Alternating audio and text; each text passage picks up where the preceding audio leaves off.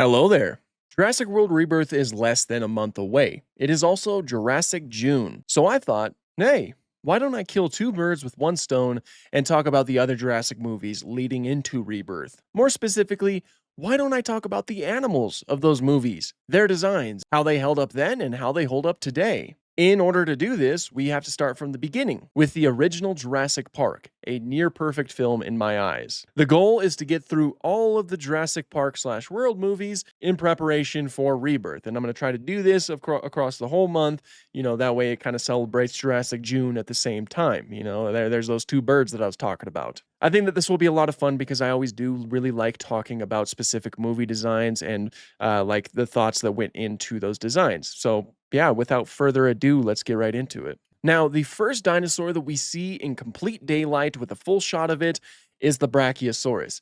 And man, is it magnificent. I love this scene. This is one of my favorite movie scenes, period. Not just one of my favorite dinosaur scenes, it's just one of my favorite movie scenes. I have Laura here. I love that scene so much that I got the Hammond Collection Brachiosaurus, and we all named her Laura. But it's seriously amazing. It is a fantastic way to introduce the audience to dinosaurs, to this island of dinosaurs. You feel like you're getting introduced to this amazing sauropod along with the characters. Just the way that the cinematography is handled, with those tight shots that, where the Brachiosaurus can't even fit in the camera, to those wide shots where you get the humans for scale. It's all perfectly done. And the CGI still holds up today, at least in my own opinion. And the sounds are amazing. The music is amazing. Everything about it is fantastic. Now, this is actually a pretty accurate portrayal of Brachiosaurus for the time, albeit a little bit oversized. It has that bump on its head. It's got the huge bulky body, this long neck that's decently beefy, as well as forelimbs that are actually a little bit higher than their hind limbs. All very good stuff. But is it accurate today?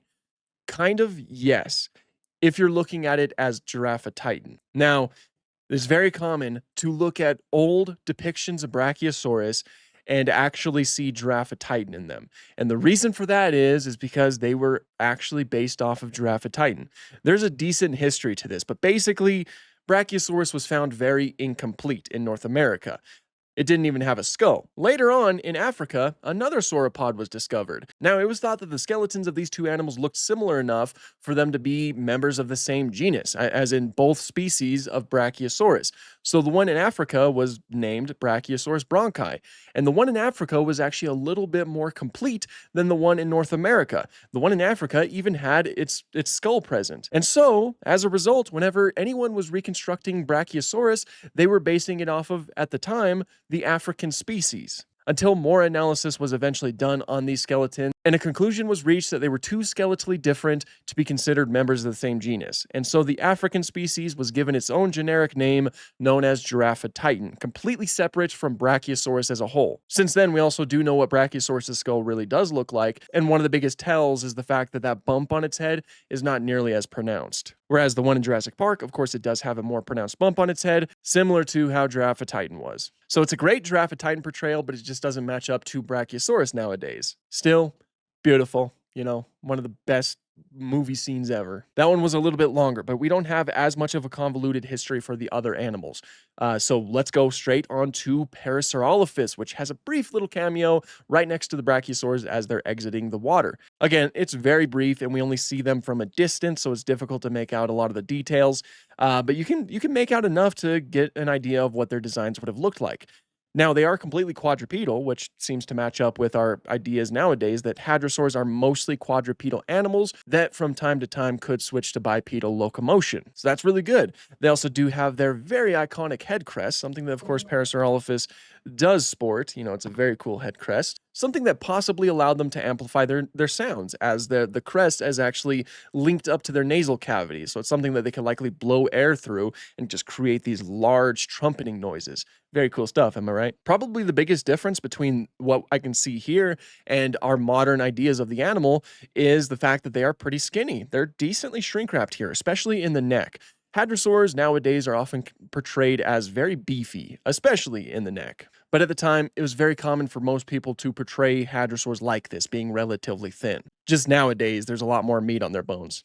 But I still love their portrayal here. I still think it looks really cool. Next up is Triceratops. Now, again, another amazing scene. I'm probably going to say that about every single scene. I just love this movie so much. But its scene is really great here. The animatronic is so good. I love the fact that the actors can actually interact with it. It's something that helps ground the scene and makes you feel like you're there. And just watching this poor sick Triceratops as it just kind of just lies there and breathes heavily and just it's so good. It's so good. It's such a good animatronic. I'm not the biggest fan of the Jurassic Park design for the animal. It's pretty accurate for the time, which most of these designs are going to be. There's this huge misconception nowadays that the Jurassic Park franchise was never accurate, which simply isn't true. Like the filmmakers and Stan Winston Studios and all the designers and everything, they went into production with the intention of having some accuracy. I mean, they even had paleontology consultants helping them. Now, that of course, they did take some creative liberties wherever they saw fit, and I'm going to talk about that a little bit more as we continue. But for the most part, they were accurate, and the Triceratops is a good example of that. This is pretty much how most portrayals of Triceratops looked at the time. But its snout is a little bit more stubby, its head is probably a little bit too small compared to the real-life animal. Its tail is probably a little bit too long. I can't really confirm that in the movie, but like in Jurassic World Evolution and in Jurassic World later, like the later Jurassic World film, you can see the tail, and it is pretty long compared to how the real-life animals was. It also does have elephant feet, which is very common. It's very common for dinosaurs, like herbivorous dinosaurs, to be portrayed with elephant feet. They didn't have that. Ceratopsians had what were, they looked a lot more like reptile feet. Go figure. They were reptiles. While they were a little bit rounded, they weren't nearly this rounded. They basically had 3 toes that were facing out in the front and 2 toes that were vestigial hanging off the back. Very interesting and strange feet, but I don't know what you'd consider a normal foot. So good job, Triceratops. It also does have very pronounced epiccipitals, which are those little spikes on its frill.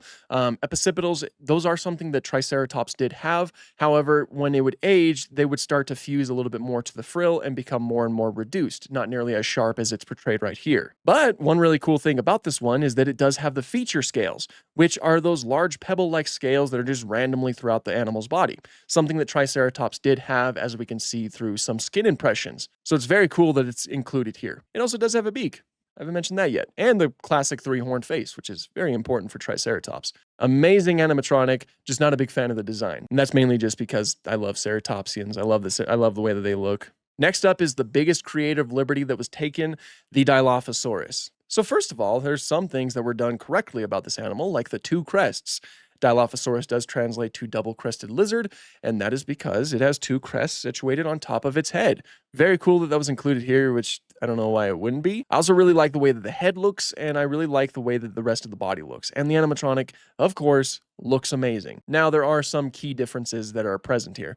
First of all, it is small.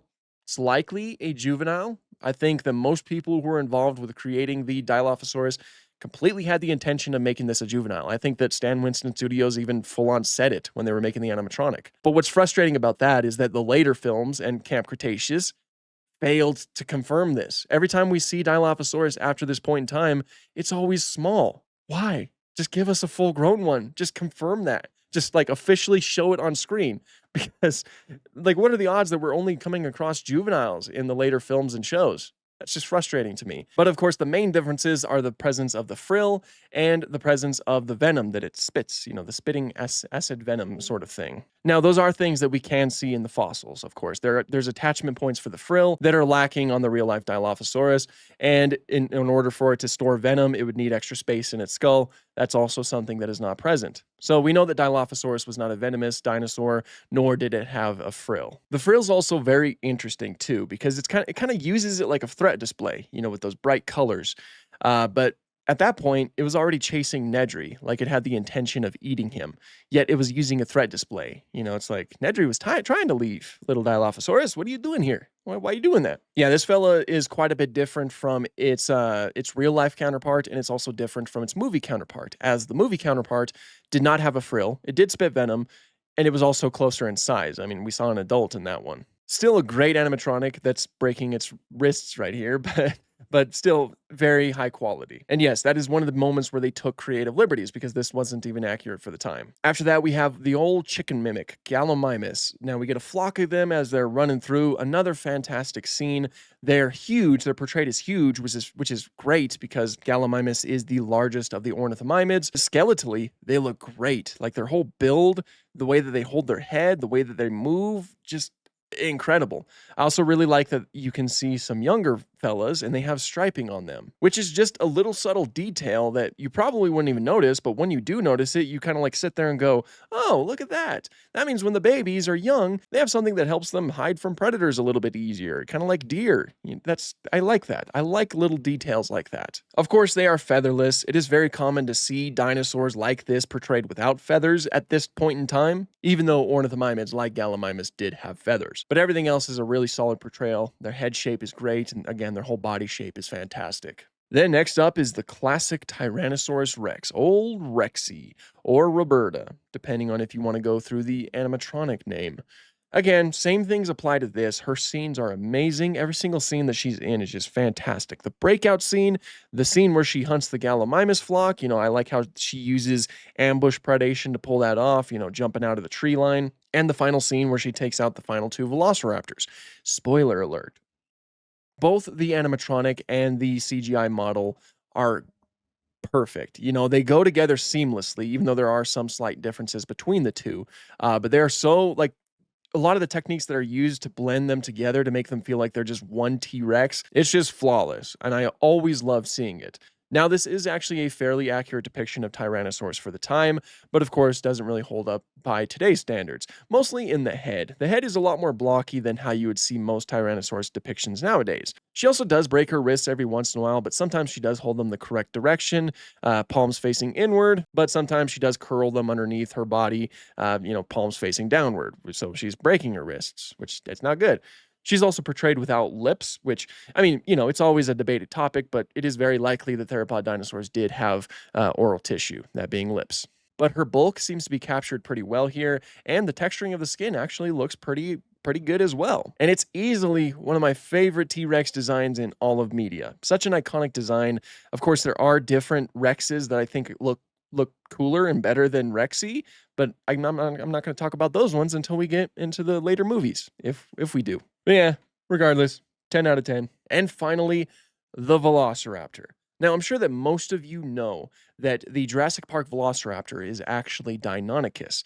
And the reason why that is because Michael Crichton, the author of the original novel, actually liked the idea that the North American Deinonychus and the Mongolian Velociraptor were actually both species of the same genus.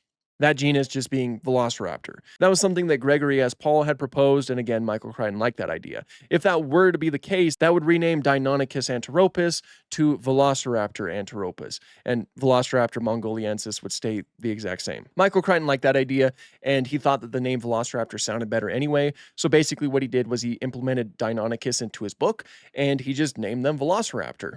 Something that was then carried over to the movie. And these are actually far better Deinonychus portrayals than they are Velociraptor portrayals. Deinonychus was bigger than Velociraptor, not this big. Like, they're still huge in the movie. Like, they're actually closer to Utahraptor size, but they're not based off of Utahraptor because Utahraptor wasn't even officially described yet. So, yeah. And their skeleton matches up to Deinonychus way more. And if you need more proof, I have it for you. This book was released in 1990. That's a whole 3 years before the first Jurassic Park came out. This book has Deinonychus in it, and it looks like this. Look at that. That's basically a Jurassic Park Velociraptor portrayal, because they were based off of Deinonychus. And actually, that kind of shows how accurate for the time they were. They are portrayed without feathers, which again was very common for the time. Their wrists are breaking, and again, they're huge. Still, very cool. Very iconic designs, I love the kitchen scene. I love all of the techniques that were used in that. Again, the CGI models look great, mixed in with the sort of costume that you have. There's some people inside a costume just walking around with them, which looks really good. And they have a really cool scene at the end of the movie where, of course, they get attacked by Rexy. Spoilers. All around, very iconic portrayals, but very different to both Velociraptor and Deinonychus. And for a bonus, there's another dinosaur that appears in this movie, and that is the pelicans. These are the most accurate ones on screen. Very good job, Jurassic Park. You guys did it. Anyway, that is the first Jurassic Park. Now, again, to reiterate, the plan is to get through all of the Jurassic films leading into Rebirth. I don't know if I'll succeed at that because there's 6 of them now, and I definitely won't be able to do the shows, but we're going to try. I'm going to try my best. You know, that's what I'm going to be doing for Jurassic June. That's my project right there. So definitely wish me some luck, and we'll see how I do. But if you enjoyed this video and you do enjoy dinosaur-related content, please consider subscribing. I would love to have you on board. Thank you so much to all my patrons and my channel members. You guys are helping out tremendously, and I appreciate all of you. Links for those are down below if you want to help support me and the channel. But yeah, that's pretty much all I have for this one. Thank you guys so much for watching, and have an awesome day.